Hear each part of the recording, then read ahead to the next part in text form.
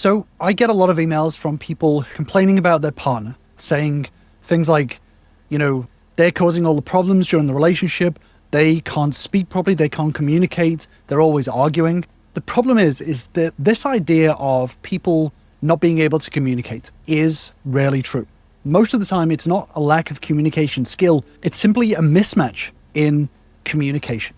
So in this video, I'm going to talk about the misconceptions about communication in relationships, understanding why there's no good or bad communication, understanding the difference between effective and ineffective communication, and what practical steps you can take if you think that your partner is bad at communicating.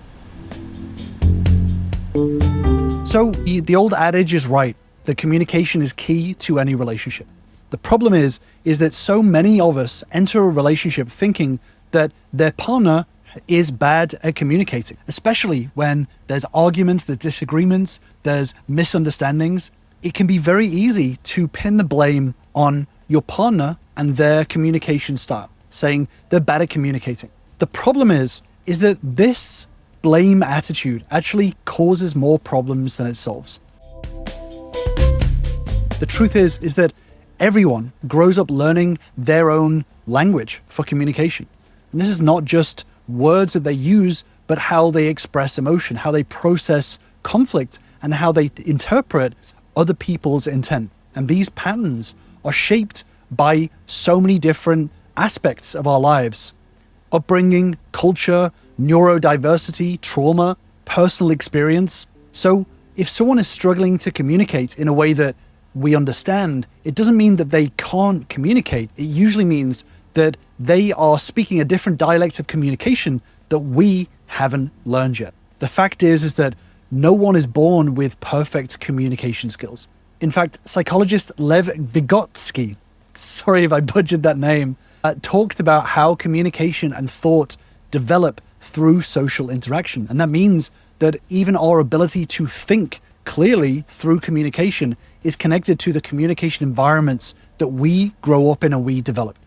So someone who grew up in a family where yelling meant love or silence meant safety is going to express themselves differently than someone raised in a calm, verbal, emotionally validating home. So what is often mistaken for poor communication is actually just two different types of communication. This is what my members and I call a discord. So a discord can either be seen as an opportunity or it can be seen as a disconnect. But it's simply two different views that haven't been connected yet. So I want to look at a few examples of what that can look like. So as an example, a neurodivergent person, someone with ADHD or autism, might process and express thoughts very differently, with more directness maybe, or needing more time to gather their words. Someone who does not like conflict might shut down during any sort of disagreement, not because they're bad at communicating, but because their nervous system has been trained to withdraw to feel safe. A trauma survivor might interpret assertiveness as aggression because their brain is scanning for threat signals constantly. This is called hypervigilance. None of these are bad communication styles. And the inverse of this, people who don't have neurodivergence or PTSD or anything like that, don't necessarily have good communication styles. Every person who communicates has developed their own dialect of communication. And it's up to us as individuals to be able to learn and develop the skill of being a great communicator. And being a great communicator isn't just being clear and expressive. It's also about listening, being able to empathize, being able to be flexible, and being able to adapt to other people's communication. So the ability to adjust your approach based on who you're talking to is a hallmark of emotional intelligence. So what are these skills that develop better, stronger communication? Well, being able to read someone's cues. This is verbal and nonverbal. So great communicators don't just listen to words, they watch the whole person. So nonverbal cues include body language, facial expressions, tone of voice, pacing, posture, eye contact. A large part of communication is nonverbal, especially when emotions are involved. So if someone says, I'm fine, but they're avoiding eye contact, they're looking down maybe, they have a shaky voice, they're sort of slouched, they have their arm crossed. A skilled communicator won't just take those words at face value, they'll notice the incongruence and they'll check in gently. Reading these cues also means recognizing signs of discomfort, overwhelm, defensiveness, and knowing when to adapt your communication to slow down, to soften your approach, or to pause. And this is one of the key skills. When it comes to communication, it can be very easy to say, well, the other person, my partner, avoids eye contact. My partner doesn't read my nonverbal communication skills. But this is where we disempower ourselves. We relinquish our skill of adaptability and push all of the responsibility onto our partner. The fact is that we are in control of what skills we learn. We are in control of how we develop our own adaptability and our own understanding of other people. So it's our responsibility to learn how to communicate with other people. I talk about this a lot in terms of analogies of radios. Every single person on this planet is a radio. They have their own frequency. No one has the exact same frequency. So some people are 100.00 FM. Another person will be 100.01 FM. Other people are going to be 97.07 FM. Everyone has their own frequencies. There is not one perfect frequency. And we can't assume that our frequency, the frequency at which we broadcast, is the correct frequency to receive broadcasts, if that makes sense. So yes, we often broadcast at a certain frequency, but we also have a tuning dial, right, in which to receive and which to broadcast out. So as we develop our communication skills, learning how to change that dial. If our default is being at 100.00 FM and we are in a relationship with someone who is 97.07 FM, learning how to adapt our communication style so we can understand them and their frequency that they're broadcasting at, right? So this isn't about having a perfect frequency. This is about our flexibility and adaptability. And this means that we don't have to blame other people for having bad communication. This is just different communication. And we have the ability to learn the skills to be able to receive that. But the next big skill for great communication is the ability to regulate your own emotional state. So one of the biggest blocks to healthy communication is emotional dysregulation. This is when you get so flooded with emotion that your thinking brain, your logical brain, your prefrontal cortex shuts down, and the survival brain, this is the amygdala, this takes over. So great communicators know how to self-soothe in real time, slowing their breath, grounding themselves, or even knowing when things are overwhelming and saying, I need a moment just to pause instead of reacting impulsively. And this is critical in heated conversations. If you can't regulate yourself, you can't stay present for the other person. And this is where you're likely to fall into defensive, blaming, or shutting down behaviors. And again, this is one of those crucial skills to learn. When we think that our partner is a bad communicator, oftentimes it's because we are unable to regulate ourselves to be able to see their point of view. So if we're sat there the whole time blaming them for not communicating well or not communicating on our frequency, 99% of the time, it's because we are not regulating our own emotions in order to focus on what they're saying, to focus on understanding their feelings and where they're coming from. And this is a key skill, learning to recognize when you are emotionally activated and developing those tools to bring yourself back to calm before continuing the conversation. But the next big skill is choosing the right channel to communicate. So a really great communicator knows that how you say something matters just as much as what you say. This is about considering tone. Is your tone calm, curious, compassionate, or is it sharp? Is it sarcastic? Is it impatient? Is it pushy? Considering your pace. Are you rushing through your points, or are you giving space for the other person to process? Are you pushing for a decision to be made rather than taking the time to wait and allowing all of the facts to come to the surface and for the other person to be able to consider all aspects of what is happening in the conversation? The medium of communication is really crucial.